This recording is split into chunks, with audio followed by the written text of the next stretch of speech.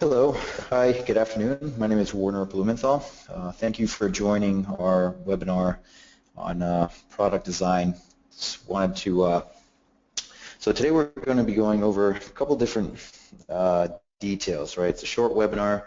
Obviously, we're not going to get into real in-depth analysis of the product design cycle, but we'll give you a real quick overview of how we at WB Engineering use and leverage different types of tools in order to help compress our design cycle while making us competitive as a small boutique design company in order to compete with much larger, bigger, established design firms. So we're going to walk through how we use certain tools to go from sketching all the way to manufacturing, and certain aspects that should be taken in consideration while designing a product, especially early on in the design cycle.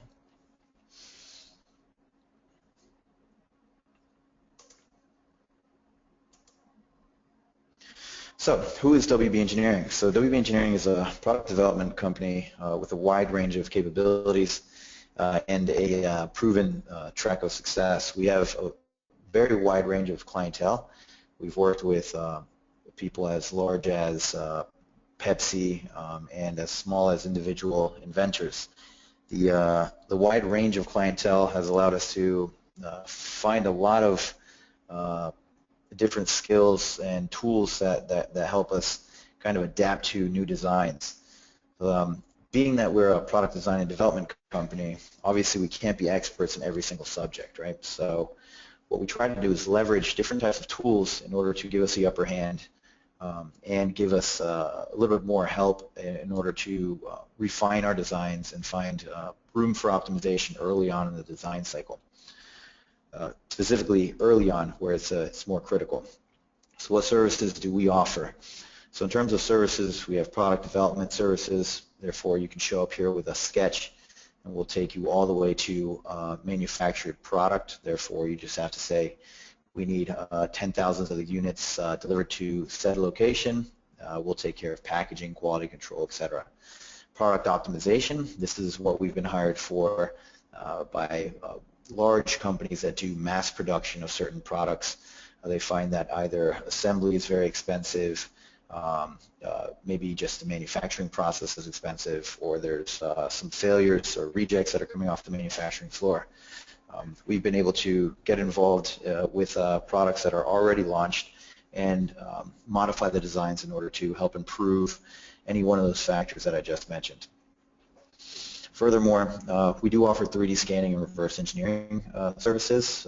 This has been something that we've done to specifically large manufacturing facilities that have dated equipment that needs to be updated. We'll 3D scan their equipment, make custom tools, etc. The other one is 3D scanning and reverse engineering for ergonomics applications, right? So we've had some scenarios where we have to scan anatomy and build something specifically to the person's hand or foot. Also, 3D scanning and reverse engineering comes in quite a bit with aerospace. They have very complex curvatures and surfaces that are near impossible to capture unless you have a 3D scanner in order to be able to capture that geometry and then reverse engineer it to create either a duplicate or a slightly improved version of it. If you do have capabilities to design in-house, then we can also be your source for prototypes. Simply send over documentation, 3D files. We can then produce prototypes for you, whether it be just something as simple as a 3D print or something more elaborate with electronics. We also can help you out with sourcing. Say you are currently manufacturing and you are looking for either better quality, better price point, etc. We can help you out with that. Full-blown manufacturing and also training and consulting. So we don't have to necessarily sell you the service of product development. We can simply go in, train your employees on certain tools and how to use them, and hopefully improve the workflow.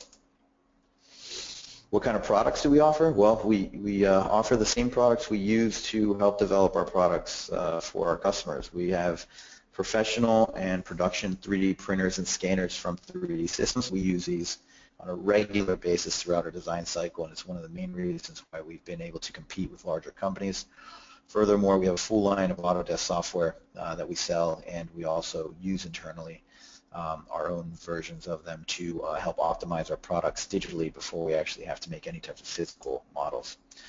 So let's get into a real quick poll question before we get into details about, specifically about the design cycle and how we can look at details to help improve or compensate for optimization that we want to get done earlier on in the design cycle instead of later. So are you currently trying to get a product to market?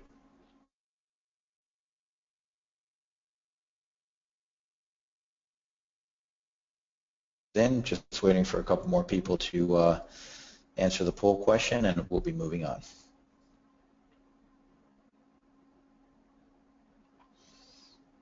Okay, looks like we only got one or two more people. And all right, sounds good. Okay, so it looks like we have a decent split. Some people are, some people aren't. We'll try to keep this relatively neutral at this point. So let's see. Okay, moving on. So this is a typical design flow that we've noticed throughout the years. We have a customer or company come in with an idea. They've done some research, whether it be Sunday morning on their couch while on their iPad, or an in-depth research being done by a team of engineers inside of a company. Based off of that research, they find that, all right, well, maybe this is something that is a viable product. When I talk about research, I'm talking about feasibility, talking about market studies, etc. Once that research is done, basically you need to start putting your pen to the paper, right? You need to start coming up with conceptual designs and functional specifications and actually marry those two in the engineering process. From there, you can actually move into documentation, visualization, and physical prototypes, which we'll get into some examples in a sec.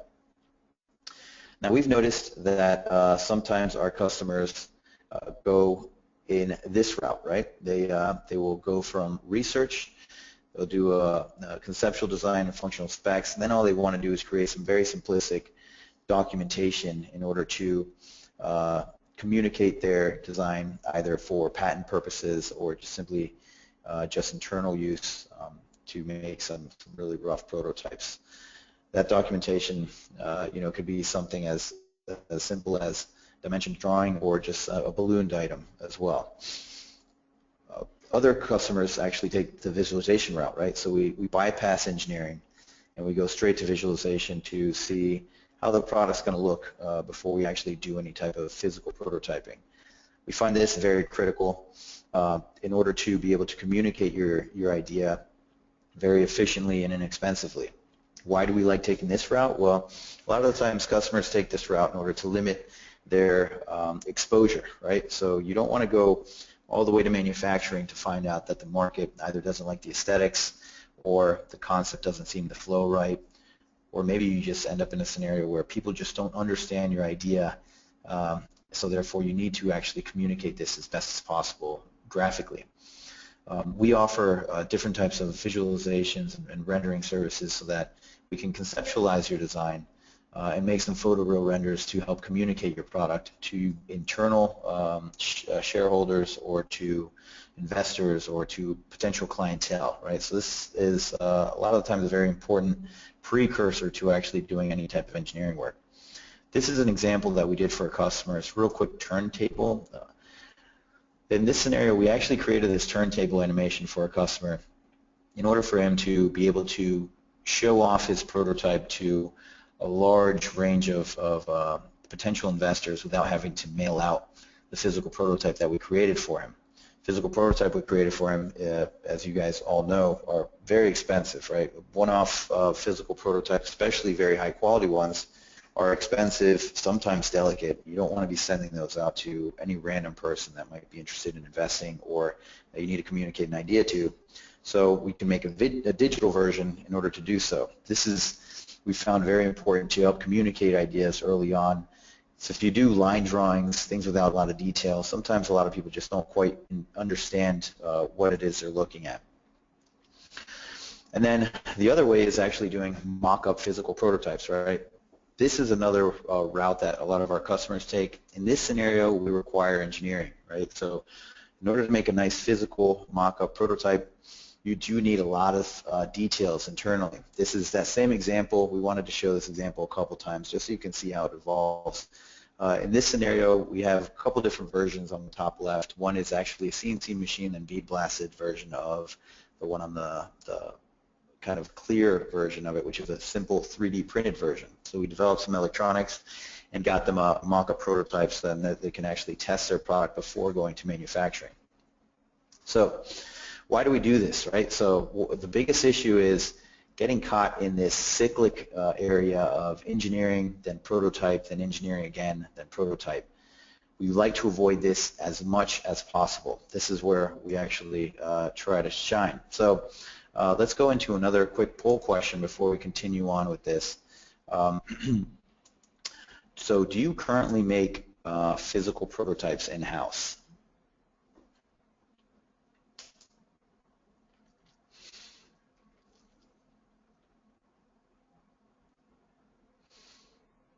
Okay, we'll almost have everybody answered up. We just have a couple more people that we want to get in. And as soon as they fill this out, we'll move on to the next slide. Okay, looks like almost everybody voted. Let me go ahead and close that.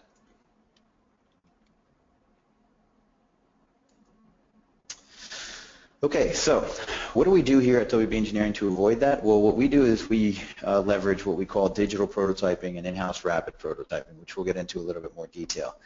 But we found that a lot of our customers do spend a lot of time and an extreme amount of money finding their mistakes when they're actually doing physical prototypes, and in some cases actually going all the way to production and finding areas for optimization and or product failures at that point. So in order to avoid that, we implement quite a few different details in terms of designing, right? So there's a big difference between designing something that looks like it's going to work and then actually making it work. I looked into a couple of the people attending the webinar. I think a lot of you are more familiar with this than the average person, but if you have been in this scenario, I'm sure you can sympathize with me where if you have something that looks like it's going to work digitally, doesn't necessarily mean it's going to work. A good example are these cars, right? You see animations and digital renderings of certain things which look like they're finalized parts and products, but obviously there's a lot of work that needs to get done in the background. This is where you're going to be getting a lot of bang for your buck when you actually do focus on the functionality of it. Real quickly, just to kind of fill in a little bit more background information, your ability to actually affect the functionality of a product greatly decreases as you move forward in time, right? So while it's conceptualized 3D renders, it's as easy as convincing your colleague, your business partner, your fellow engineer, your engineering manager that adding another button or moving the button to a different location or changing the functionality from something, let's say that vacuums to something that pressurizes. All of that conceptually is very easy to move. Once you get into design and engineering, more difficult, right? Because you already looked at maybe some OEM products so that you're going to implement, some geometries were designed, etc. Once you prototype, again, a little bit further down the line, more time has been invested, more things have been done, gets less and less significant. And then manufacturing, you got to start changing molds. When you get to the field, now all of a sudden that's the big issue because, God forbid, you're working in the medical device industry and you have to recall a heart valve or something like that. What you want to do is try to catch that earlier on. Also, inversely, cost, right? So again, changing somebody's mind, relatively free if you want to disregard, time. And then also, as you start getting into the field, recalls, lawsuits, things like that, those are extremely expensive. You want to avoid that. This is where typically everybody's finding their errors, right? Prototyping. Everybody wants to find it before they go to manufacturing, but the average person's finding it while they're actually making physical prototypes. What we would like to do and what we do in-house is actually push that curve over to the left while it's still in the design phase. So I'll get into in a second, how do we push that curve to the left? So I wanted to pause real quick and just ask one more question. do you currently outsource your product development?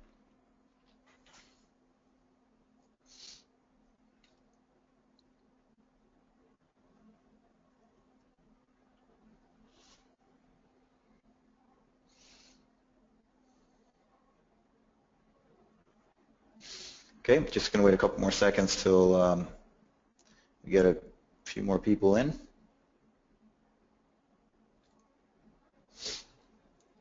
Okay, all right, looks like almost everybody got in. Let me just keep going.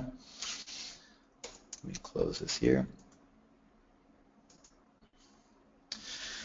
Okay, so one big fact that I thought was very impressive that we found in the study was that you can, if you're making decisions early on in your design cycle, you can contribute as much of 70 to 85% of your costs when you go to manufacturing a product, right? So essentially what we're saying is it's extremely critical to know which route you're going to be taking when you're making design decisions early on. So how are you making those design decisions? Are you just simply going off of experience? Are you actually making physical prototypes to make certain decisions? Are you 3D printing? There's a lot of different methodologies to make these decisions, and we're hoping that everybody's making educated decisions early on, right? So what are the things that we think should be taken into consideration early on in the design phase, right? So this is just a sample set of things that you should be looking at early on in the design phase. A lot of people focus solely on functionality of a product and don't focus so much on a lot of the things that could affect assembly, manufacturing, etc. Right? So at WB Engineering, we do a lot of work. Actually, 80% of our work while we're developing a product is actually validating the design. How do we validate the design? Well, we'll do things like stress tests on certain joints. We do dynamic simulations to make sure that things work when they're actually in movement. We have found some scenarios here, we're not all perfect, right, where we've simulated products in, let's say, the open and closed position, but in the transitional period between open and closed, we didn't actually animate or simulate that version of it, and we found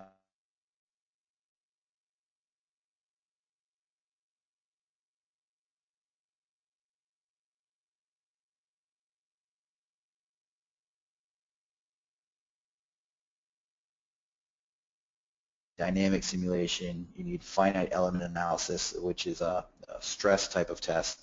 Also, you want to figure out how they interact with each other. And then beyond that, let's say you have the product designed and it looks like it's going to be working.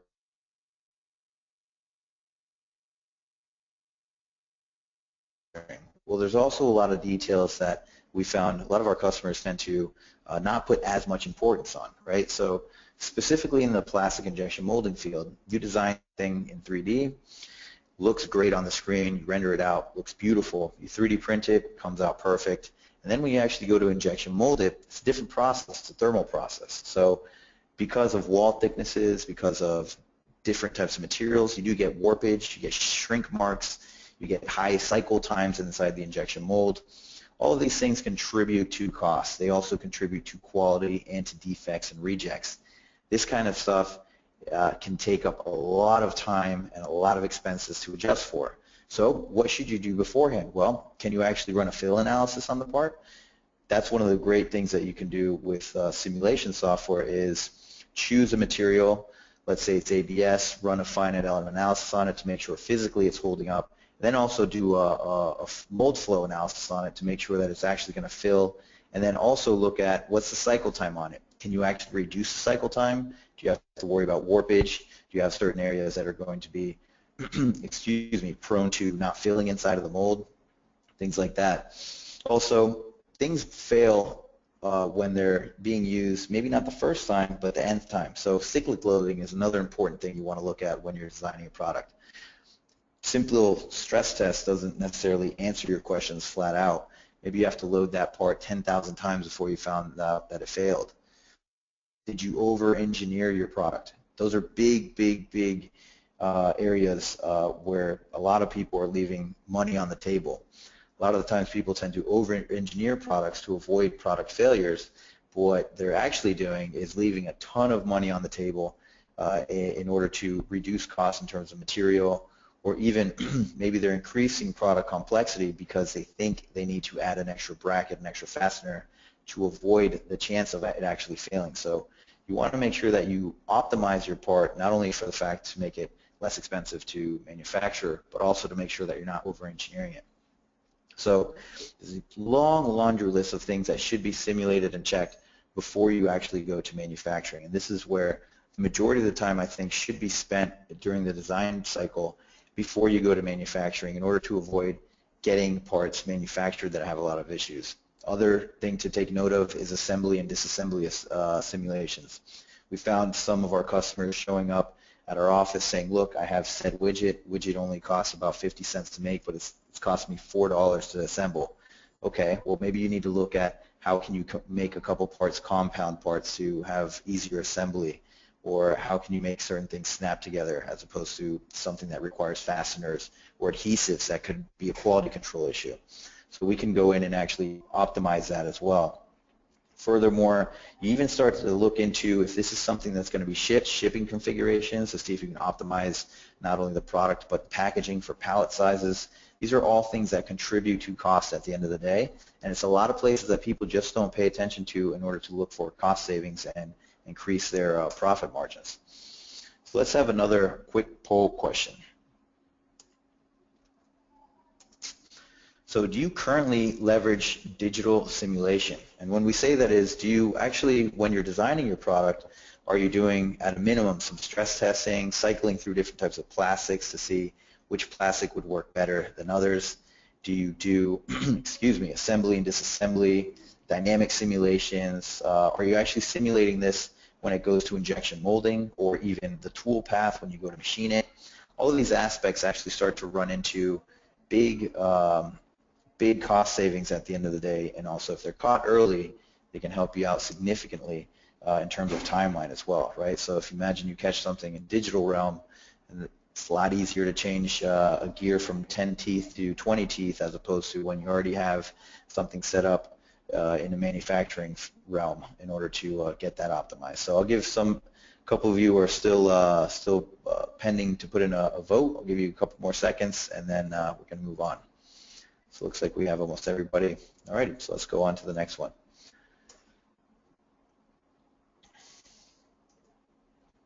Okay, so let's look at a couple simulations that can be done. This is one that we did for a customer. This customer actually wanted to make a passive pill sorter. So what we did in this scenario was we did dynamic simulation. So what you see inside of your screen, just so you know what you're looking at, is a helix on the top, and then you're going to see some pills slide into position. Why did we do the simulation? Well, because before we actually created a physical prototype, we wanted to know if, with the coefficient of friction that we added, the weight, the orientation, the angle that we had of the helix, is it actually going to sort the pills the way we want it to? Now, when I run this video, it's going to look like it works extremely well, but I'll be honest with you, this was not the first time we tried to simulate something like this. We actually had to run through the simulation many, many times before we actually came up with geometry that actually worked for our product. These kind of simulations are critical in order to save time. You know, we were able to run through quite a few different simulations and geometry iterations very quickly and inexpensively digitally before moving into a physical prototype that we would actually then 3D print. This is another example of simulation that will help you save a lot of money, right? In this scenario, this is something that's a snap fit, right? If you notice, there's a cylindrical nub that's going under a bump. So why did we simulate this? Well, this is a product that had to be used by both young and old customers. It's something that had to twist with a certain amount of torque to get into position. And we needed to know that how much torque would be required based on the geometry and the material. Not to mention, is the plastic going to deform plastically, or is it going to actually recoil? And then furthermore, how many times can we actually do this before it actually starts to fatigue? So all of these questions are answered via simulation. We were able to simulate this, get our answers, narrow it down to the geometry and the material that we needed, and then we knew that we were in the 90+ percentile, that this was going to work how we wanted it. So when we got the physical prototype, we had no issues. This is another example of details that you want to look at before you actually go to manufacturing. These are injection molded examples, right? You notice on the left is actually a fill time analysis, so it'll actually tell you how long a mold takes to actually fill, if there's going to be any fill issues.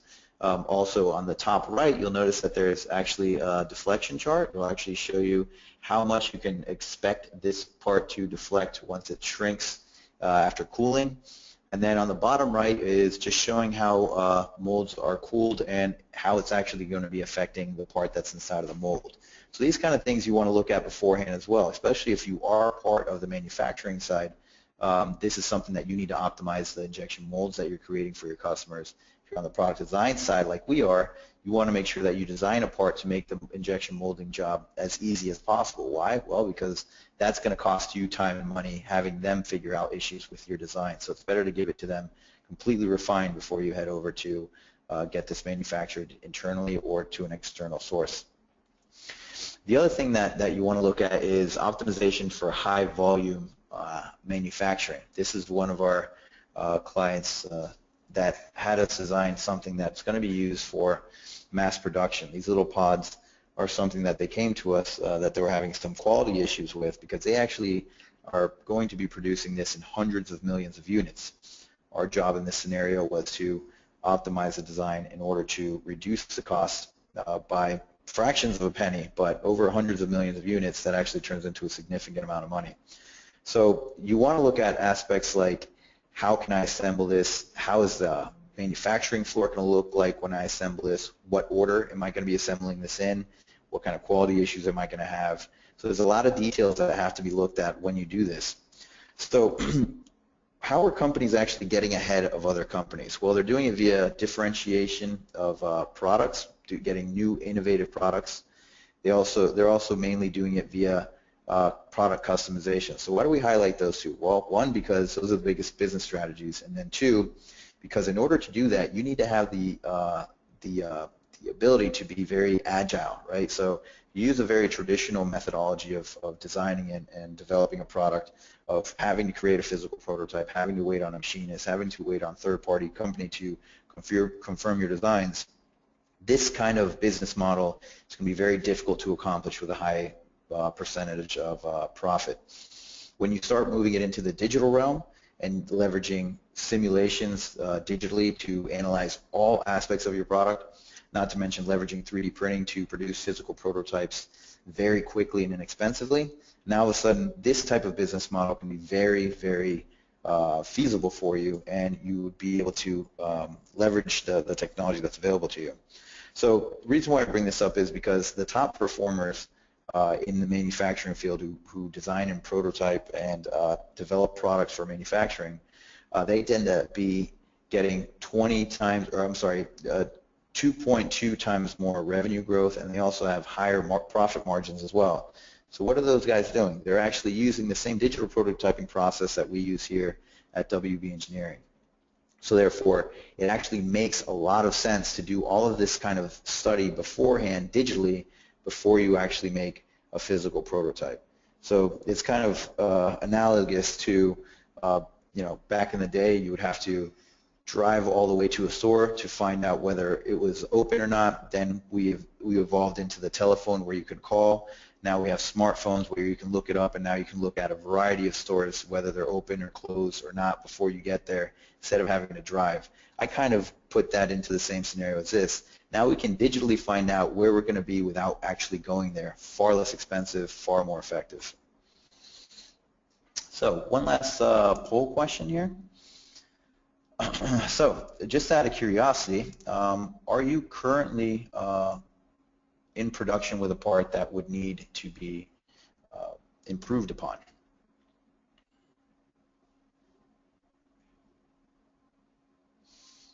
I'll give a couple more seconds, and I'm going to speed right past this. That way we can just get to the last slide, and I can close out.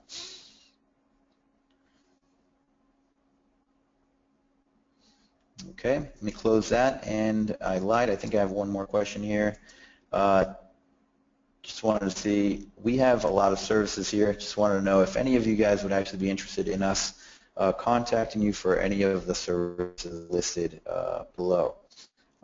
We can help you source products. We can help bring these tools to your team and help them out with training.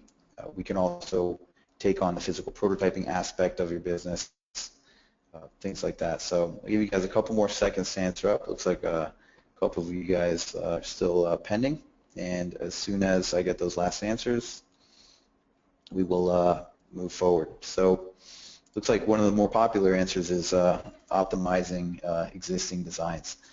All right, so let me move forward to the next one. Let me go ahead and close this this poll out right now. Oh, we got a couple last minute people voting. All right, I'll hold off. Let me go ahead and close. Okay, so close that out. So anyway, to summarize this up, I know you guys got to get going. Just want to say thank you. In general, the long story short is, you know, it's easy to make a shape on a screen.